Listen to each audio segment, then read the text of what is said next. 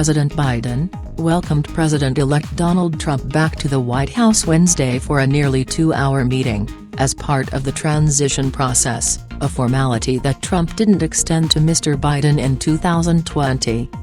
White House Press Secretary Karine Jean-Pierre called the meeting substantive, and said, "The two men discussed national security and domestic policy issues, and Mr. Biden raised important points on Congress' to-do list." At the top of the meeting, with reporters present for only a moment, the two men shook hands. Mr. Biden said, "Well, Mr. President-elect, and former President, Donald Trump, congratulations and looking forward to having, like we said, a smooth transition." Mr. Biden told Trump that his administration will accommodate the president-elect's needs. Welcome back." Donald Trump responded, "Thank you very much, and politics is tough, and it's many cases, not a very nice world, but it is a nice world today, and I appreciate very much a transition that's so smooth, it'll be as smooth as it can get." Mr. Biden responded, "You're welcome." Neither man responded to shouted questions from reporters. The meeting began shortly after 11 a.m. Eastern Time, after Trump spoke to House Republicans. White House Chief of Staff Jeff Zients and incoming White House Chief of Staff Susie Wiles are also in the meeting, the White House said. Melania Trump will not meet with First Lady Jill Biden, although the First Ladies do traditionally meet. Melania Trump met with Michelle Obama in 2016. Jill Biden's office said, she gave the president-elect a handwritten letter of congratulations for Melania Trump, expressing her team's readiness to assist with the transition. Mrs. Trump will not be attending today's meeting, at the White House, Melania Trump's office said in a statement. Her husband's return to the Oval Office, to commence the transition process is encouraging, and she wishes him great success. The last time Trump and Mr. Biden met face-to-face was at the June debate, during which Mr. Biden called Trump a convicted felon and said, he had the morals of an alley cat. Trump, for his part, said the U.S. had turned into a third-world country, under Mr. Biden, and referred to him as a Manchurian candidate. Mr. Biden struggled during the debate, and his campaign later said he had a cold, but his performance alarmed Democrats, and he dropped out of the race weeks later, leaving Trump to face Vice President Kamala Harris in the general election. Elon Musk, a huge backer of Trump's 2024 bid, who was named on Tuesday night as the head of a new Office of Government Efficiency, was with Trump on his plane as they headed to Washington, a source said. He attended the House Republican conference meeting in Washington with Trump. Trump was greeted with a standing ovation by House Republicans, and said his team worked with a lot of you to get you in, and you helped me, and you helped me too.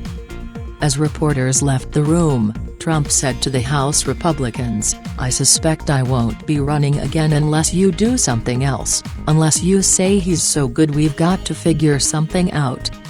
Although Trump has announced a slew of cabinet picks since the election, he has not made any public appearances since speaking to supporters at his election headquarters in West Palm Beach, as it became apparent he won the election.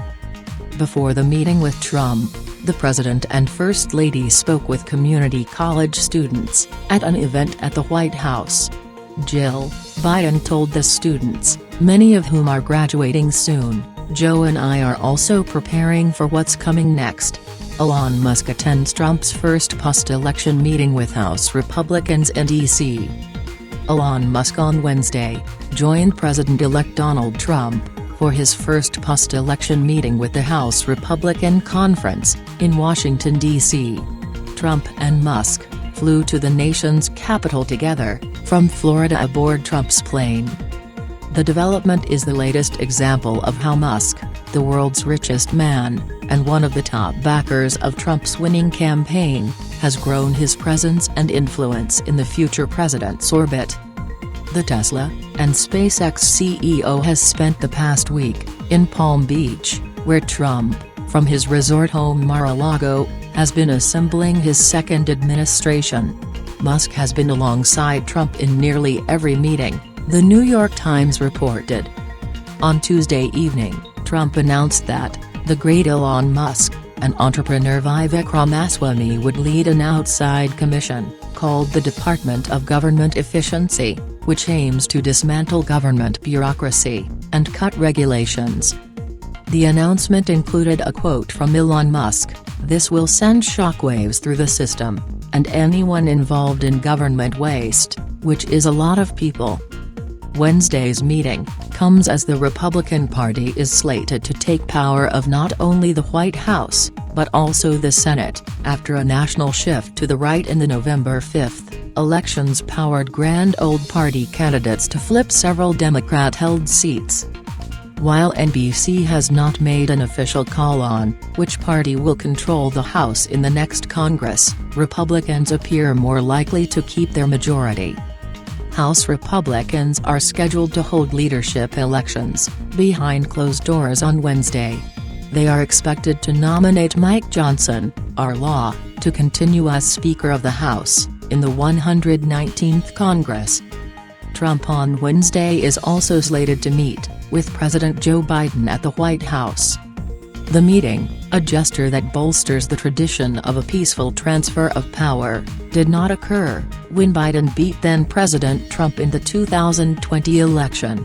Instead, Trump refused to concede the race and sought to overturn his Electoral College loss. Vice President Kamala Harris, the Democratic nominee in the 2024 race, conceded on the day after the election. Trump's entourage for Wednesday's trip will not include former First Lady Melania Trump. An official X account representing her office confirmed her absence, but wrote that her husband's return to the Oval Office to commence the transition process is encouraging, and she wishes him great success. The Post, without adding specific details, added, "In this instance, several unnamed sources in the media continue to provide false, misleading, and inaccurate information. Be discerning with your source of news."